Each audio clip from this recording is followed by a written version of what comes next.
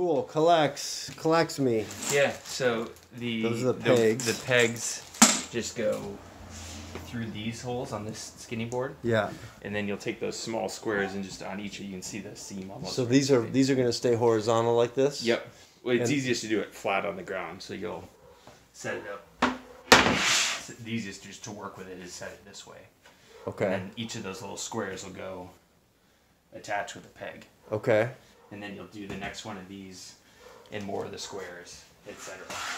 And it's so, but do these end up at the end of the day? Are these going to be vertical or are they horizontal? Yeah, these end up sitting horizontal, flat, like they are now. They'll sit like this. They'll end up sitting. But just in terms of constructing it, it's easier to do it as though you took the whole bookshelf and just laid it flat on its side or its front. You know. Okay.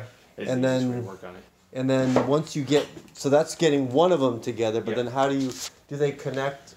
Does then one? Yeah. So you'll do that. Then, I think there's 3 or 4 of these. Yeah. And so you just keep building them, little squares, onto the long piece. So what you'll end up with is like a checkerboard almost. Right? You'll end up with a couple of the. Well, that's basically like it's like a Excel spreadsheet. You're making the rows, right? Yeah, exactly. So it'll be. What you'll end up with is. So these are those long pieces, right? Yeah. And you'll just put those small squares in like that. Yeah. And so you'll end up. And then you connect them tall ways. Like that, basically. But they don't just. And so you'll end up with the skinny stuff will all be like that, and you'll have these little branches out, and then there's 4 of these thicker ones. Yeah. That basically are the square on the outside. Okay, gotcha. And there's 8 metal screws that go in the corner.